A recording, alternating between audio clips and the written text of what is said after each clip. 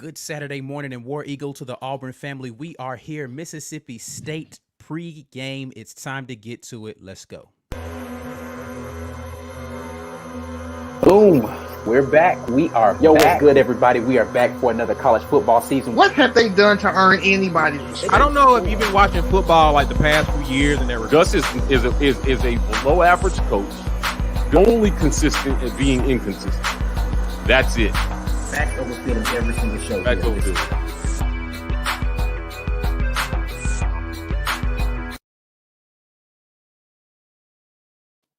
Auburn family, we are here. We are back. Yes, Saturday sir. morning. Saturday game day, Mississippi State versus Auburn. We're here. Make sure, as always, you're clicking like and subscribe on the YouTube channel so you know exactly when we are going to be popping up on your internets.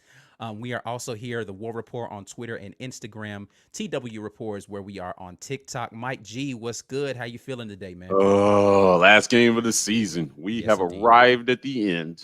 We are at the end. Mercifully at the end of this very roller coaster season. Mississippi State today at Mississippi State. We already kind of talked about this in the preview show about kind of how we feel like this game is going to turn out. Most of us feeling like Auburn will win in a close one. I had it a little bit more of a wider margin. Game day, any thoughts in addition to kind of what you said on Wednesday? Well, if you're an Auburn fan, what are you hoping for today? What are you hoping to see today that's really going to change your mind about the previous 9 games you just saw? Yeah. Right? I think that's where we're all at this point going into this game. I don't really expect to see anything that's really going to change my mind about where the program's headed. I think all the improvements that we're looking to see are going to be made in the offseason. For sure. I'll be interested to see if there are any coaching changes. If we have a position group that performs particularly poorly today, will that spark coaching changes? There's been a lot of talk about wide receivers. So I'll be watching that position group today. I love Cody. He's an Auburn guy. Let me tell you, he is a selfless Auburn guy. But I'm not sure that he's earning his paycheck as wide receiver coach this year. Yeah. Or for the last few years, right? We have been underdeveloped at that position. I like Seth Williams. I think he's a monster. He's a little bit of an emotional basket case. I think that his very public feud with Bo Nix was very indicative of the internal chaos on this team this year. So, we'll see. We'll see. Can Gus hold it together for a final win against one of the worst teams in the SEC? Yeah. That's where we're at, right? And I want to make one more point, Ike. So, the NCAA adjusted their bowl game rules. What's up, Jay? For this year, right? You can be below 500 and get a bowl game this year. I was wondering coming into the broadcast whether shy of 6 wins, whether we would be bowl eligible. It looks like we are bowl eligible as of now. A lot of people are projecting us for the Citrus Bowl. I've seen a number of teams in that matchup, Wisconsin and Northwestern. Mm-hmm. So, and then the Armed Forces Bowl is the lower tier bowl that ESPN is projecting us for. So those games will either be Armed Forces December 31st, New Year's Eve, and then the Citrus Bowl New Year's Day. Yeah. Let me just go back to this comment we just had from my man Keontae. It's good to see you back on the show, Keontae. Fiscally irresponsible if we fire Gus. I don't disagree. It's a lot of money to try to give up to a guy. And this is a conversation that we will likely be having on Wednesday. So make sure you tune back in Wednesday when we start talking about our kind of postseason breakdown of what's happened in our regular season and what we feel about our coaching situation. So you guys make sure that you are tuned in this coming Wednesday, 8 p.m. Central Standard Time, as we talk about kind of the future of the Auburn football program in retrospect of what we saw in 2020, and things that we expect to see going forward with our coaching situation and more about, kind of these position things that we have going on. So make sure you are tuned in Wednesday. We will go in depth into that. As far as this game is concerned, I feel as if, this is a game where it's all pride, right? Like there's literally nothing else on the line except for the pride of the players to go out here and perform in a hostile environment. Some of them their first time in this type of environment. Tank, if the indications of the second half of Texas A&M are leading into this game, he will be back and available to play. DJ Williams is supposed to be back from his ankle injury that he suffered during the Iron Bowl. So we should have a full complement in the backfield, which definitely means Mark Anthony Richards is not going to see the field because Right. even with only two backs, he wasn't playing. So if DJ Williams is back, there's Right. very little chance that he's going to play. But what I do hope to see this game is a consistent diet of them attacking them with the run in different ways. Short passing game. I just want to see them dominate the line of scrimmage a little bit up front in this game. This should be a game where we should be able to establish that. So as we're thinking about that, let me just a couple more comments here. Pandemic Bowl 2020. That's every game this season there, Jay. Right. Who is available to replace Coach if we fire him. Again, Wednesday, we are going to be talking about that in depth. Yeah. Kind of our thoughts on the coaching situation. But let's get over into our keys for the game today, the things that we need to see happen in order for us to get out of here with a W. I'll start with you, Mike. How do you feel like this is going to shape up, and what are the things that you feel like are key to an Auburn victory today? This might be the most depressing keys to the game we've ever done, right? Like, I mean, they're the worst team in the SEC. So literally, the key to the game is just score more points than them. Like, Yeah.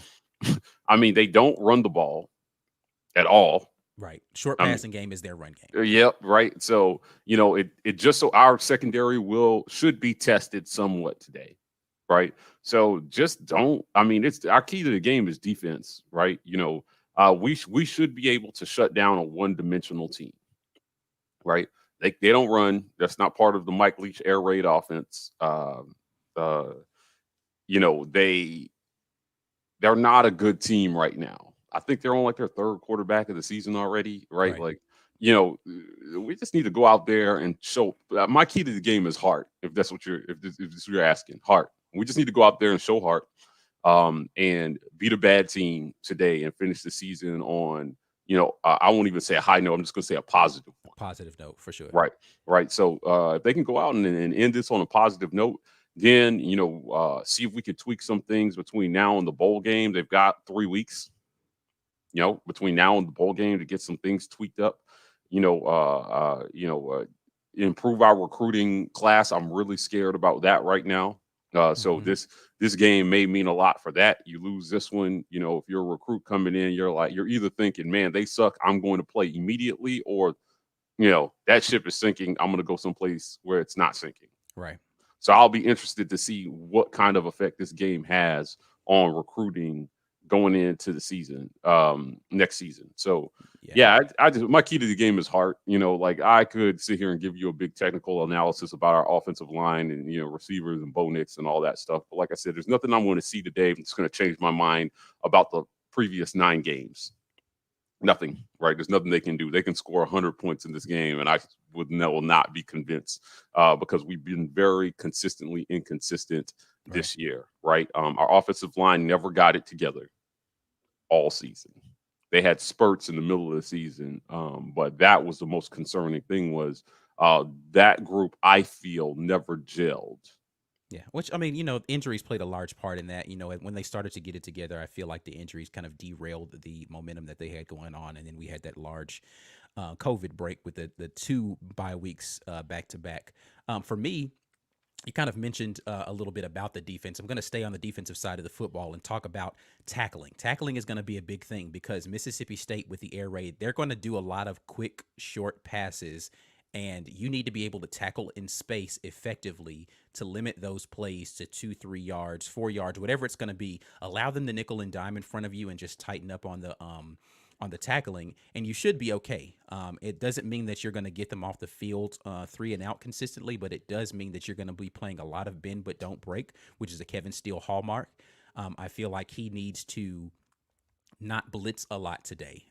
I want that blitz percentage to be pretty low because they're going to try to get the ball out quickly. We can do some stunts and we can do some maybe some zone blitzes where we're bringing a guy but replacing him to kind of fool the quarterback. But I want to see solid tackling in the second level, linebackers and DBs getting to the ball carrier quickly, wrapping them up and limiting that to a short game. If we can do that consistently, I feel like we stifle that offense and allow ourselves the opportunity. Just be patient, right? Don't feel like, oh, they're nickel and diming us, we gotta step into the box. And like, no, be patient on the back end, wrap up and tackle, and I think we should be good offensively. I just feel like we don't know what to expect from our offense, so it's hard for me to really talk about um, anything with that. I agree. Steele calling a lot of blitzes because we can't get pressure with our front four, but I feel like that's not going to be super necessary against a team that's going to be trying to get the ball out quickly. Like, you're not going to be able to generate pressure quickly Right. enough for it to matter. So you need to be sound in the back end against a team that's just going to be trying to get the ball out soon. Maybe some fire blitzes where it's like, okay, running back stays in, linebacker is, a green dog or something like that. But I just don't know unless it's a third and long opportunity where we need to get pressure to get the ball out of his hands more quickly than he wants to because the play hasn't developed. I just don't, they're gonna hit us with a lot of screens. They're gonna be doing a lot of short dump offs, crossing routes across the middle, a la early game against Right. Kentucky this year. They did that a lot of quick crossers. We just need to be sound on the back end.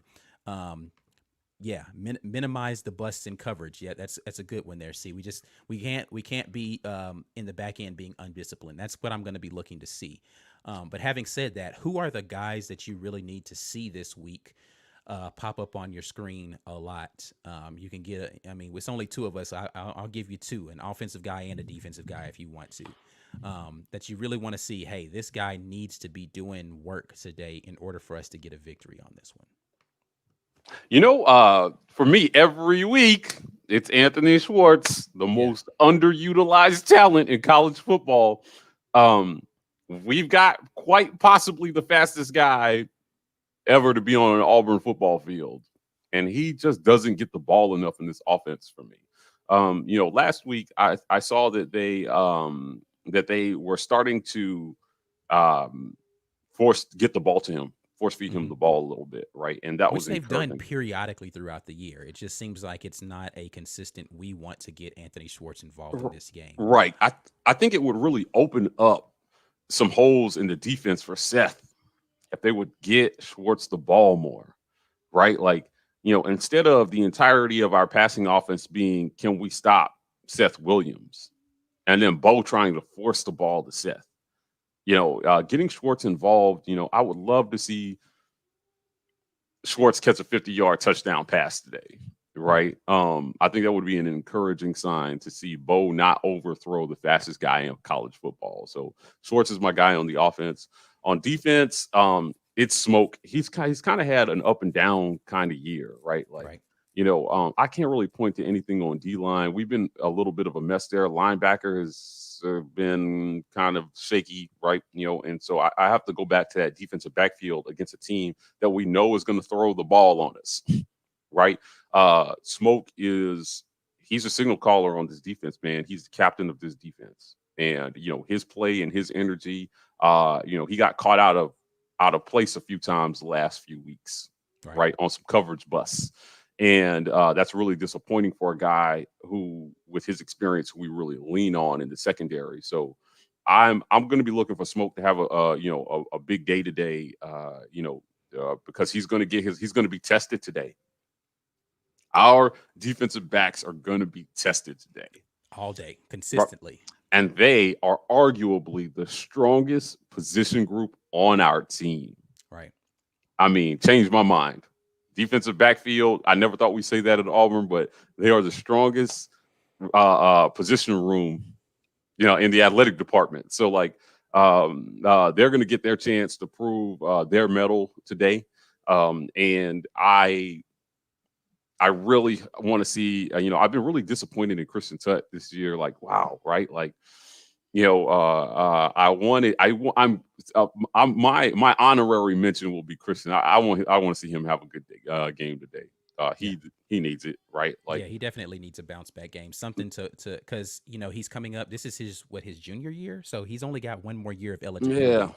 And he needs to prove something today. I agree with that 100%. For me, I feel like on the offensive side of the football, I'm actually going to go with the other receiver. I want to see Seth Williams get involved in this game early and often.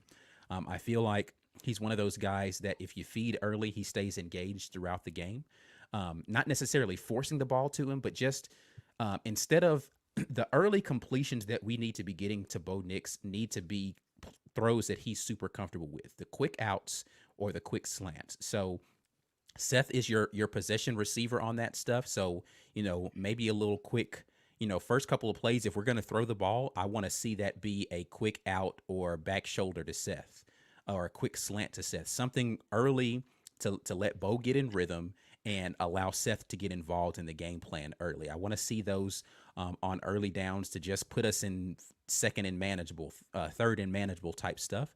On the defensive side of the football, I actually am going to go with the defensive line, even though I talked about how the necessity of our back end, we know that they're going to be tested early and often in this game. I want to see Tyrone Truesdale, and I'm actually going to cheat and say Dewan Newkirk up front, actually play well and get some push up the middle to put some pressure on that quarterback to make sure that he is making decisions before he wants to. Because a big thing about an air raid offense or even a Mike Leach coach team is that there's going to be multiple opportunities for them to be able to get rid of the ball just because of the way that they scheme those things. We want to make them go to the first read and have the opportunity for the defense to come up and make those tackles. We don't want them getting into that second and third read because we're getting absolutely no rush up front.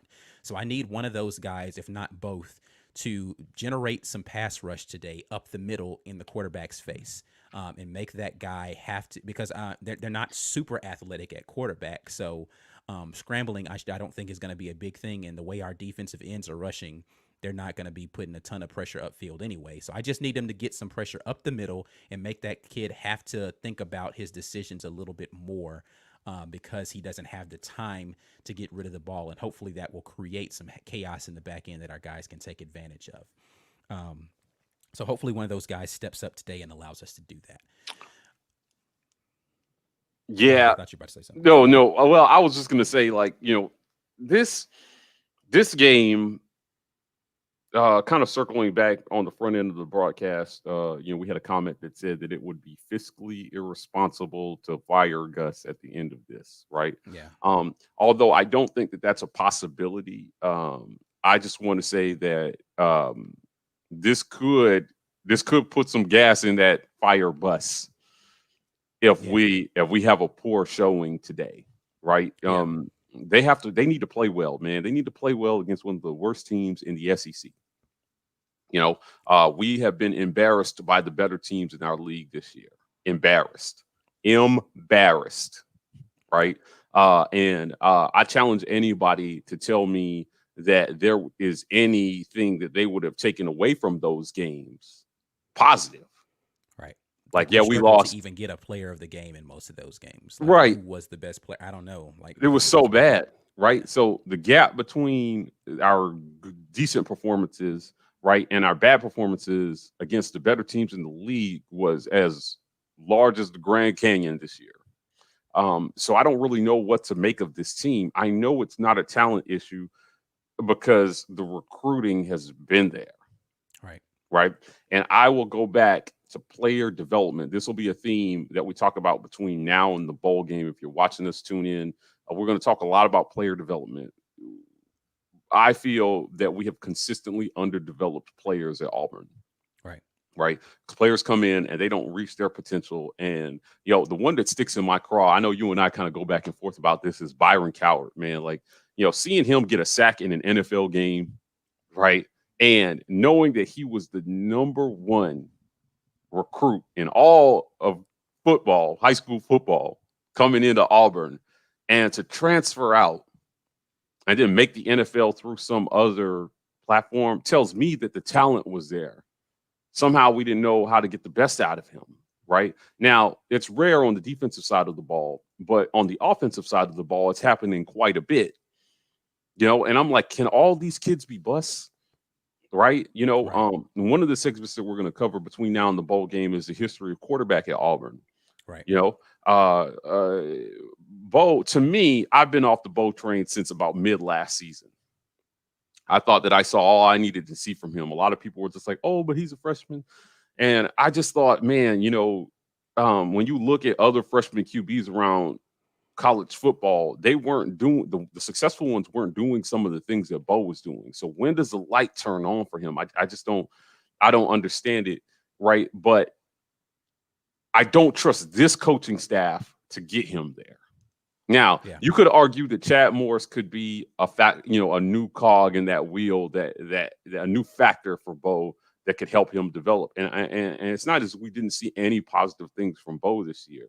And so without getting too down on this young man, my thing is just how is this coaching staff going to be able to do literally, listen, fight me over this statement, literally what we've never seen them do. We've never seen them take a freshman QB that's been a 4-year starter at Auburn. Ever. Hasn't happened. Yeah. Now, every quarterback that we've had in the Gus Malzahn administration has been a transfer before Bo Nix. Mm-hmm. Jared Stidham was a transfer quarterback. We can go back and talk about,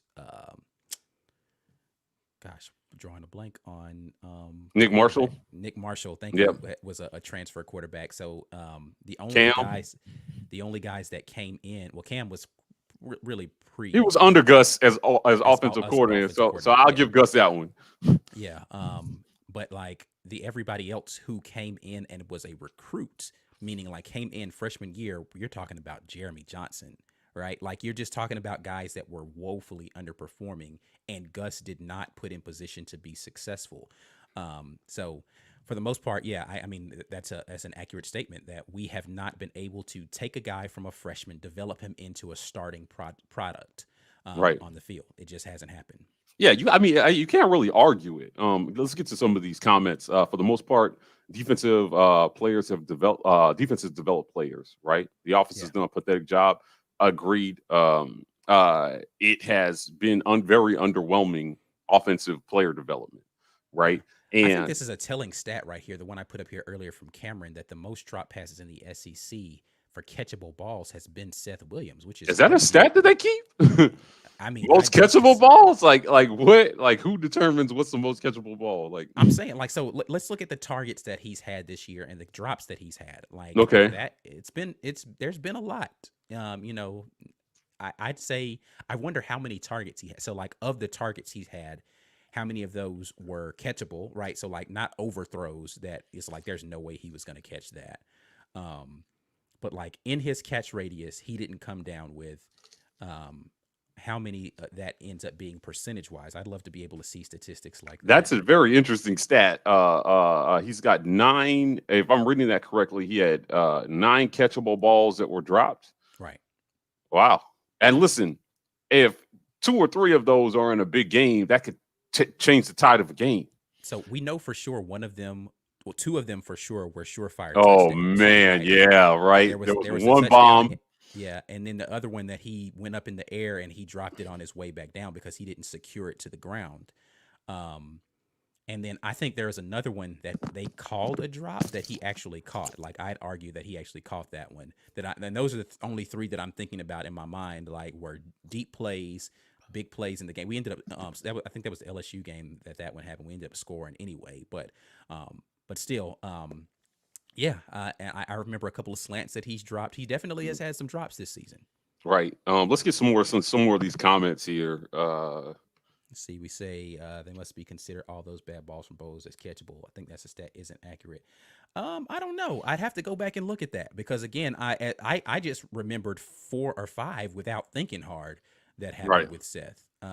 Right. Well, listen, you're talking about a quarterback with a 61% completion percentage. So, that's going to be a good mix of uncatchable bad throws, right, and drops. Now, we've seen a number of drops, period. I mean, one game, Shedrick Jackson had a blatant drop one game. Schwartz was dropping them, wide open. Capers has had a couple of them. Yeah, like, Kobe Hudson, like, I can't put that all on Bo. Everywhere.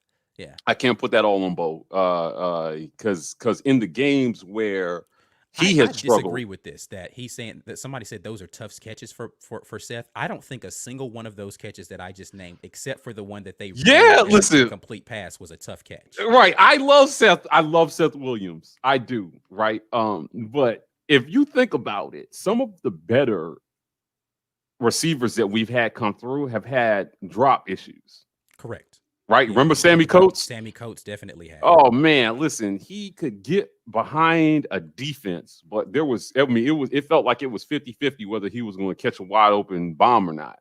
Right? Hands were always an issue for him. Same with Ricardo Luis, right? Like it just seemed like drops have been, an issue. So like I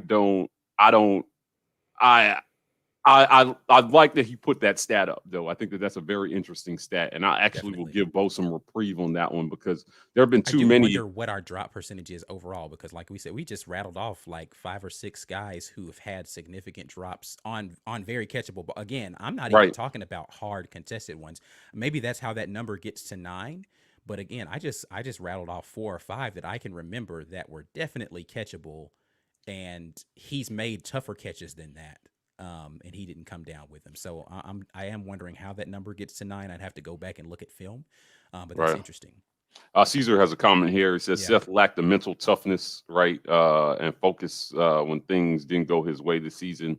I agree. I think that reached ahead when we saw him and Bo blow up on each other on the sideline. Right. This is a factual statement right here. Goes back to lack of development. We need real coach. So here's the thing. Cody, come on, man. This is a thing that we're going to have to talk about for real as we get into the offseason. Maybe the changes that we need are not necessarily at the head coaching position. If Gus is willing to allow Chad Morris to really bring in his own guys, right, the offensive staff, right? Like, is he going to let him say, you know what, Cody Burns was good for the we're going to run the ball 60 times per game. We need a receiver that's just going to block the edge really well and then just leak out and get open kind of receivers coach. But if we want a guy who's going to teach guys how to understand the soft spots in a zone and make the hot read off of a blitz and understand, when to break off a route because of the leverage that's and be on the same page with a quarterback about what the leverage is going to be on the outside and how you're going to break a route off. Cody might not necessarily be the guy to teach our guys that. So we need someone who is more adept at the pro style receiver concepts that Chad Morris, or maybe Cody needs another year of understanding that offense to be able to coach it better. I don't know. I just know until this point, Cody has not been the guy for our receivers. Yeah. That's funny. I mean, he had middle school receiver hands. Yeah, Coates did. I mean, yeah, he had tiny hands, right? It felt like that's a fact. He made it speed kills, right? Speed and size. Like he's a big guy with a lot of. He was a freakish athlete, which is why he was a prototypical type of receiver, but he just didn't have that transition skill over to the next level, mostly because he couldn't come down with the catches. Yeah, I mean, listen, at the end of the day, Cody is a great recruiter. He's actually a great recruiter, and I think there's a role for him in this program. I just don't think it's coaching wide receivers anymore. Right? Like, I think we need to move on from that. Like, he can help recruit them, but we need somebody else to teach them. How many receivers have went to the NFL that are excelling? Right? Yeah, that's a great point. It's not. I mean, listen, Darius Slayton. Yeah, Darius Slayton was again one of the best. So underutilized while he was here, though, relative to his talent. So today. Right. But none of this matters if you don't have a quarterback who can get them the ball consistently. That's all I'm saying. Right. Like, so it's a mix of both. It's a mix of poor development at wide receiver, poor development at quarterback, which affects all of it. Right. And then, attrition on the offensive line. Tank was one bright spot, but for the most part, our offense has been a whole ass mess this season. Right, with bright spots here and there that let us know that we have talent, but then they're consistently reminding us that they don't know what to do with that talent. That's how I feel. I feel like we're consistently seeing that these coaches don't know how to put these players in the best position to succeed. So, like, it just is what it is at this point. I appreciate all these comments. Caesar had a comment and where he was saying Coward didn't take too well to Gardner's coaching style. I agree with that. It was just really disappointing because there was so much fanfare around getting the number 1 recruit overall, as rated by like 3 out of the 4 major services. And then to see him bust out, right. And to see him leave Auburn not setting records, right, is just very disappointing. I have mixed That's an feelings interesting about thought. Catterback. Yeah, Yeah. that's an interesting thought. We'll listen, guys. I really want to have like a whole show where we talk about the state of the program. So, I don't know if that's going to be this Wednesday because that is National Signing Day. So we'll probably be talking a lot about the fallout from that. But we do want to have this conversation with you all. So let's make sure that we do that. Just final thoughts on the Mississippi State game. We're playing 6:30 Central Time tonight on SEC Network. So we will be right back here with you all at halftime of that game. I Talk thought for about what we've damn seen in the sure that first that was half. going to be a noon game. Like, Yeah, how that did we didn't get in seem a like a primetime primetime slot? game. Yeah, Yeah, like, I man, don't know. oof. I have no idea how that ended up happening. But yeah, we got primetime on the SEC Network. So we'll be back out here with you guys at halftime. Make sure you are subscribed, liking the channel, hit the notification bell so you can know exactly when we're going live. We are the War Report on Instagram and Twitter. We'll be live tweeting throughout the game if you're on Twitter. TW Report is where we are on TikTok. Looking forward to having more content out there for you all. Until then, we will see you all at halftime of the game. I definitely want to continue this conversation. Maybe we'll do some more of this in the post game.